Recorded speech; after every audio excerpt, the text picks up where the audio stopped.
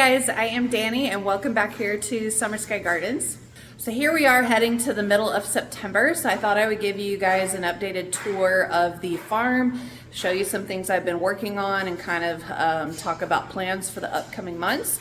We're going to start right here in the farmhouse, so I can show you guys some of the dried floral crafts I've been working on. Those are usually a good seller for me in the fall, especially like I do pumpkins, wreaths, I'm trying out some brooms, I do skulls, so let's go take a look. So this is my little, well, it was a living room, but it becomes a farm store when we open up the U-Pick and people can come in here and shop, and I'll have a lot more stuff in here, but I have a few wreaths that I was working on that I'm gonna try to sell. I'm doing a market in October, which I swore I would never do again, but this one is in the neighborhood right across from where I live. So I figure it could be good exposure for me to sell some stuff. So I'm gonna bring a couple of these little wreaths as well as some other things. One thing that we were working on recently was we harvested our first batch of honey. Got these new labels made, which I thought were pretty cute. Unfortunately, this is all we got. We got 16 12-ounce bottles, which is less than half of what we got last year. We've just had a lot of issues with the bees this year, even though we upped the amount of hives we had. There's Oreo wanting to be in the video, apparently.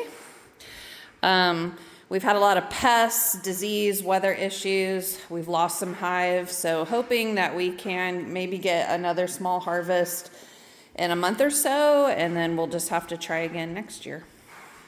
Right, buddy? So let's go into what I call my crafting room, and y'all don't judge me. It is really messy, but I'm just kind of continually working in here, and no one else comes in here, so I figure, who cares? But you can see my little setup with my hot glue gun and all my supplies, my dried flowers. This is a mix that I use to put in ornaments, which are a good seller for me. I have a lot of flowers up in these little drawers. I try to arrange them by color, a lot of my dried flowers. Set up here, here's a skull I was working on. And then some extra pumpkins, got ribbons, all kinds of goodies here. This is also where I keep my vases, and I keep like the U-Pick supplies and just a lot of extra stuff. Here's a lot of the dried flowers. And then keep a lot of stuff in here, especially when the store is not open. So dried flowers, there's some pumpkins from last year, a lot of vases and jars. There's my sign, my mom's jewelry that she sells here. And let's look at the pumpkins. So here's some of the ones I was working on this year, which, like I said, usually people really like these, and I use fake pumpkins because they'll last for years if you just keep them in like a cool dark area, and I like doing all the different colors. And then this year I tried my hand at making these flower brooms. So I've just done a couple so far. I'm gonna see if anyone's interested in these. I mean, if not, I can always hang them up and just use them for decoration here at the farm. I think they came out pretty nice. You know, I wrapped the stems in fabric, decorated them, so we'll see. We'll see if anyone enjoys them, and if not, then won't worry about it.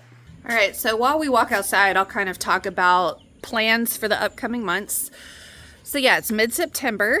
I've been furiously, probably over the last month and a half, cleaning up around the farm, especially working on some things that I had put off, like cleaning up the old U-Pick field, trimming all the trees, cleaning up along the fence line, stuff like that, as well as prepping for, you know, getting stuff in for the fall. And then pretty soon I'm gonna have to be planting spring stuff. We plant, since it's so hot down here in South Texas and we have a mild winter, all of my spring plants I get in the ground in fall, kind of between October and December. Here's Pumpkin.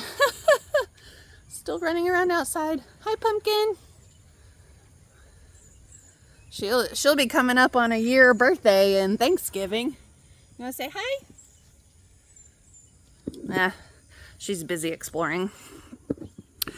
So I was hoping to have our U-pick fields open by the end of September, beginning of October.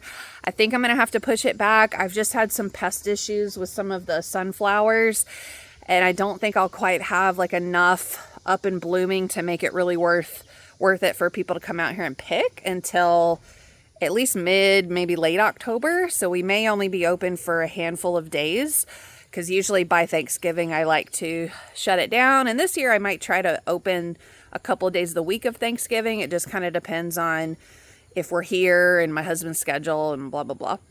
But let's go look. I'll show you guys the mum area, because I finally got all the weeds out. I got it fully mulched. It's looking good. And hopefully by beginning of November, all those mums should be blooming.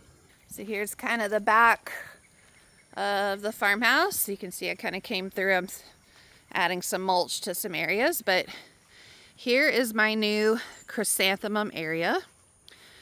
These beds are pretty long. They're more than 50 feet long. I forget how long they are, but they had gotten pretty weedy, so I've slowly been like weeding down the whole beds and then adding mulch.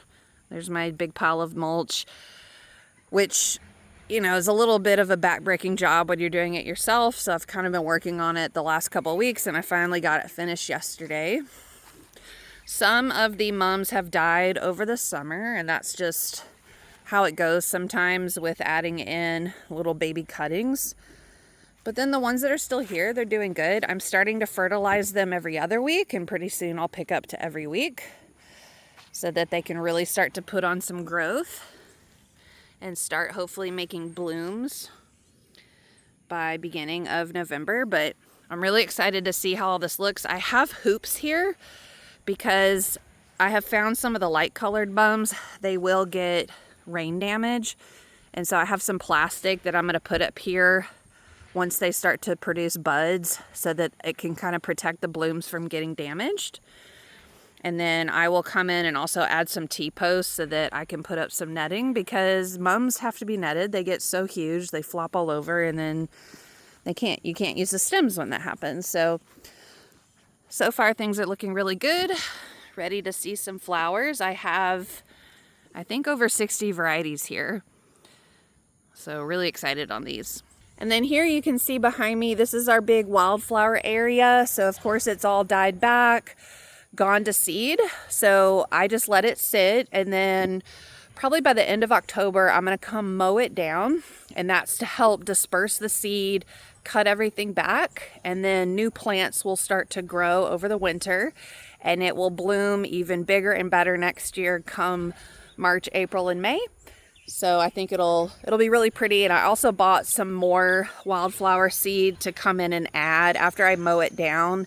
Then I'm going to go throw the seed out. Hopefully do that like within a couple of days of it raining. That's kind of like the ideal time, but I want to just plump up the flowers a little more. I bought a bunch of blue bonnets. Hopefully can get some blue bonnets this year, so fingers crossed. All right, so here is kind of like our main U-pick area. Now, last fall and spring, I kind of had all of this area down to this tree planted. I don't know if I'm going to get all of that planted for the fall. May just have to wait till spring. So far I have 1, 2, 3, 4, 5, 6, 7, 8 beds. So these 3 I just planted this week. And what I'm having to do is I had tarped. So this was all plants, and kind of beginning of the summer I came in, well actually no, kind of into the summer I came in and tilled all this down. I let it sit, tilled it in a couple of times, and then I've had a lot of it tarped just to prevent all the weeds from growing in, and that's definitely helped. And kind of as I'm adding the beds, I'm pulling the tarp back, tilling it and planting it right away, because the weed pressure here is so high. I've got to get stuff up and growing before the weeds take over. So these are all sunflowers, watering them in some more today. And then these beds are supposed to be sunflowers, but you can see, number 1, a lot of weed pressure. Number 2, where are the sunflowers? Well, a lot of them have been mowed down by ants, unfortunately. We have a lot of fire ants, a lot of leaf cutter ants. So I'm gonna have to go back in and replant some of these areas. These are all volunteer zinnias, and then I also came in and planted some more zinnias. I was gonna make this whole field sunflowers, but got a bunch of zinnias, so I'll take it. Right here, all these sunflowers are looking good. But you can see this one here is from my original planting. I had to come back in and replant these beds. And this is what's left of one of the plantings. I came in and weeded this the other day. Not that many sunflowers left, so I'm gonna have to come in and replant. And you can see, like right here, this is a pile, which it doesn't look like it's active, but this material, this light brown, is from leafcutter ants. And they literally come in and just strip down plants. Like, I'll show you guys. This is my mahogany splendor hibiscus, which I planted in the spring. It usually grows through the summer, and by the end of summer, beginning of fall, you can start to cut off of it as foliage. But look, these ants have like come in and stripped all the leaves off so many of these stems. And this can happen almost like overnight. Now the good thing is that the plants, they'll regrow some new foliage, but it just really delays being able to use a lot of these stems. I mean, I have a few that I can cut from, but most of these have been stripped. And the only thing you can really do is just try to spray the ants and keep them away and just let your plants regrow. All right, let's walk over here to the production fields. So you can see I'm starting to sweat. Number one, I sweat at the drop of a hat, but number two, the heat and humidity are back. We had a few mornings where it was really nice and cool this week, which is what we call false fall. And then the heat comes back. No rain in sight for a little while, so I'm gonna have to keep up with watering. Let me turn the camera around and I'll show you guys what's blooming out here. So here are my two production fields, 1 and 2. This is like what I call my bulb field back over there.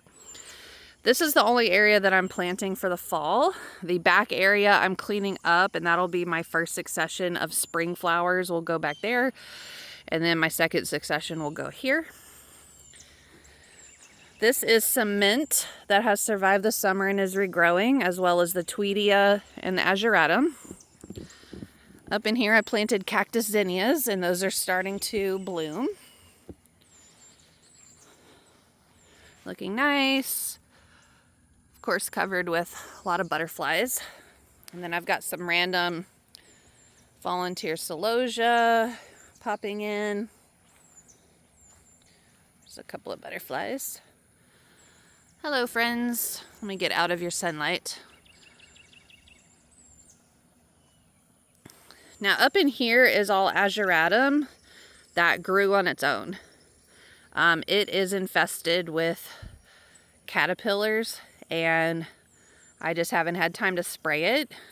And because I didn't go through and plant this myself, I just figured I wasn't going to worry about it.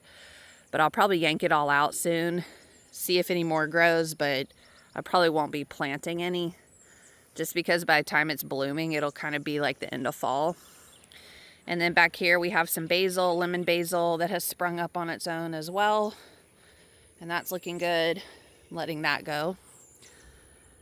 Back here is the production field number 2, like I said, that's getting cleaned up for the first succession of spring flowers. There's our little bee shed.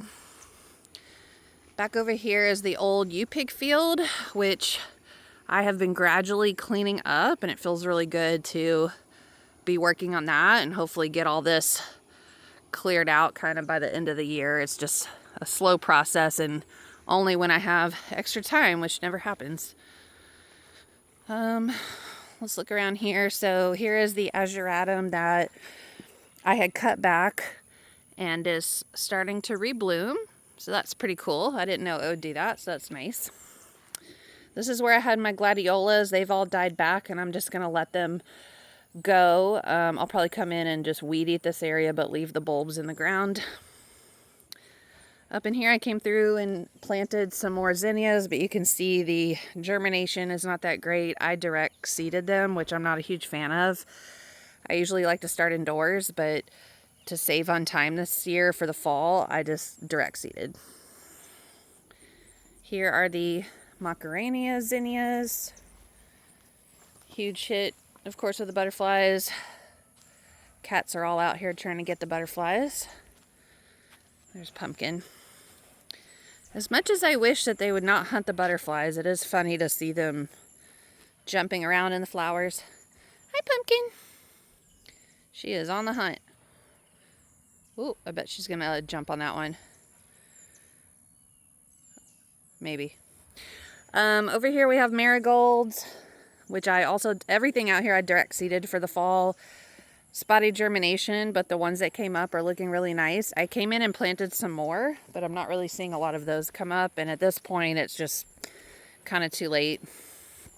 I had also planted some gomphrena, direct seeded, but I don't even see a lot of that germinating. So that's probably a lost cause. I'll just have to do better next year about starting seeds indoors. Right here is where I plant all of the like spring bulbs and corms. And once they're done, I kind of leave this alone just because it's a little too much for me to keep up with. And so who cares? I'm going to come in when my husband's able to come help me. We're going to put a tarp over this whole area and leave it covered until probably right before Thanksgiving. And then I'll come through and prep this area and plant like my ranunculus and anemones and whatever else I want to add up in here. And there's our bees back over there. So yeah, that's kind of everything that's going on right now. All in all, things are okay. Things are growing okay. The rest of the farm is doing great. I'm very happy with how I've been able to work on some things, catch up on some things, clean things up. But as far as like the flowers go, it's a little more iffy this fall than it was in the spring. But I should be able to at least open the U-pick a handful of days. I'm back selling to florists right now. And then I'm going to do a workshop right before Thanksgiving because that went really well in the spring when I did one right before Mother's Day. So I'm going to do a Thanksgiving workshop.